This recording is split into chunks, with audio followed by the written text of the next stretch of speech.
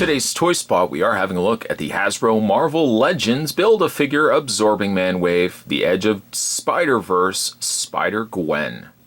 Technically, she doesn't really come with any sort of Build-A-Figure pieces for Absorbing Man. However, she does come with the Wrecking Ball that I think is a crucial piece for Absorbing Man. Also comes with an alternate head, also comes with a part of her hoodie. On the side of the package, we've got Spider-Gwen, which also carries over on the other side, except now with Spider-Man from the Spider-Verse. And on the back, Marvel's Spider-Gwen, Ben Reilly Spider-Man featured on the back. When radioactive spiders are turned loose in the lab, these scientists obtain web-slinging superpowers. Other figures down below, aside from Spider-Man and Spider-Gwen, we have Morbius, we have Jack-O-Lantern, Venom, Beetle, and Speed Demon. You can collect all 7 figures to build Absorbing Man, which is exactly what we've been doing over the course of these reviews. Down below, www.hasbro.com/Spider-Man. Spot picked this figure up, as well as the rest of the figures in this series, from the folks over at Entertainment Earth. I'll put the link down below if you guys are interested in picking up this set for yourself. I gotta say, overall, pretty happy with this release of Marvel Legends. That being said, I'm going to take a break and get this opened up, but when we come back, we're going to get a better look at the Edge of Spider-Verse, Spider-Gwen. There's more heading away, guys. Don't go anywhere. Stay tuned. Let's get the Build-A-Figure piece right out of the way first. It's not an arm, it's not a leg, it's not a head or torso. Spider-Gwen also comes with the Wrecking Ball for Absorbing Man. Part of me is a little disappointed that the chain section, you can't do anything with it. It's, you know, if it had been sectional where you could have actually moved it, would have been kind of cool. There goes Spider-Gwen. Instead, it's just one solid sculpted piece. I'll just lay her down for a second. Yeah, it's just one solid sculpted piece. There's no real paint to break it up either.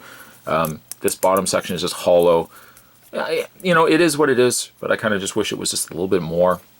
You can take the Wrecking Ball and you kind of just have them holding it like you would have them holding a pistol. Just like that. It doesn't quite have that same oomph to it because his arm is a nice silver color that unfortunately the Wrecking Ball just doesn't carry over to that. The only other closest thing is the stone, but again, it just doesn't quite match to it either. That I wish at least this was the same color as this. I'll talk about that more when we get the figure review of Absorbing Man done, but in the meantime, we'll just move him out of the way.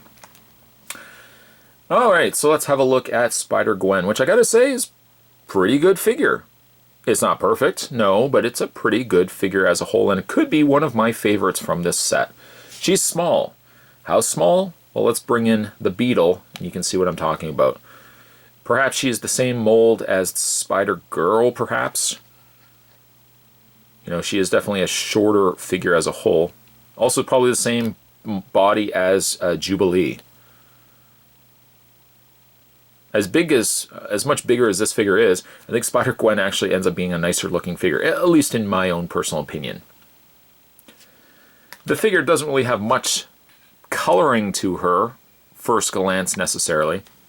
She's mostly comprised of black with white, but then it's when you start looking at little side areas that you start seeing that there's a lot going on for the figure. She's got some kind of a teal aquamarine blue in her feet, and then when you move her arms, you can see that she's got the kind of that plaid webbing treatment on the undersides of her arm, which carries also a little bit on the sides here too. That same webbing also is on the inside of her hoodie, which is about the only other areas where that is taking place. Her eyes, rather interesting as well. They've airbrushed like a pinkish color around the eye area. It's a really nice touch, which also carries from the comics also. Yeah, there's really not much to be said for the figure. Little side area accents too of the white. Let's not certainly take that away from it too. There's little areas of the white too that give you that kind of spider-esque emblem. It's not quite spider-esque, but it's enough to kind of get that same sort of spider look to it. She does have an alternate head, which is the spider, just Gwen's head on her own. And she does also have the hoodie, as if the hoodie was drooped or was lowered down. To get to it though, you can't take, or it doesn't look like you can take the hood off without taking the whole head off. So you want to pop off both and put them to the side.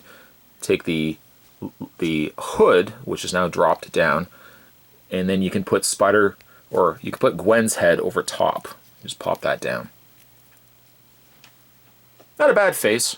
Let's bring the camera in. Not a bad face. Very pretty. The hair is a nice sculpt. It's much shorter as well. You don't see any of the webbing until you start moving the head out of the way, and you can see the webbing in the hood there. And to be honest, I really like the other head a little bit more. But I appreciate also the fact that they would include it. I love that they would include this. It's options. It's not something you're going to necessarily display. It's maybe the equivalent of the alternate Carnage face that came with Spider-Man. You may not display Spider-Man with it, or if you got two Gwens, maybe you could display one with the hood down and then one with the hood up. It's entirely up to you. So let's go ahead and just pop the head back off, take the hood off, and resume to where we left off in the beginning of this review. And there we go. In the way of her posability, Spider-Gwen's head is on a rotation which also hinges up and down, ball joint head socket, and then hinge joint in the neck. Shoulders hinge out as well as rotate all the way around. She has a bend in the elbow, which is a little on the stiff side, rotation in the forearm. She has rotation and hinge in the hand. No ball joint anywhere in the waist, well, no swivel cut in the waist, but she does have a ball joint in the upper torso. A little bit of the paint looks like it's blotched itself right underneath, but you may not necessarily see it depending on where you've got it displayed. Finally, ball joint legs, swivel top cut thigh, double hinge knees, swivel cut in the boot, hinge in the foot, and also a pivot.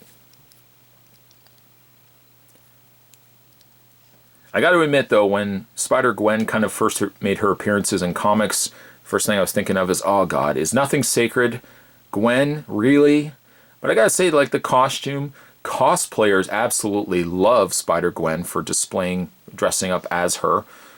I don't know, I think she has kind of become a fan favorite amongst comic fans. The design is really cool on the character. There's not really much to be said for what the figure brings, but I think what the figure brings, though, is still a really great looking design. And it probably, you know, looking at the other figures I'm looking at, and the ones that we've covered, Spider-Gwen might be one of my personal favorites. Today's Toy Spot, we were looking at the final figure from the Marvel Legends Absorbing Man wave, looking today at Spider-Gwen. Stay tuned, guys. Spot's going to have more Toy Spots. Of course, we're going to have a look at Absorbing Man. And if you guys are interested in picking this set up for yourself, you can head over to the folks over at Entertainment Earth. Again, Absorbing Man's review is right around the corner. Stay tuned for that. Thanks for watching. I'll see you next time.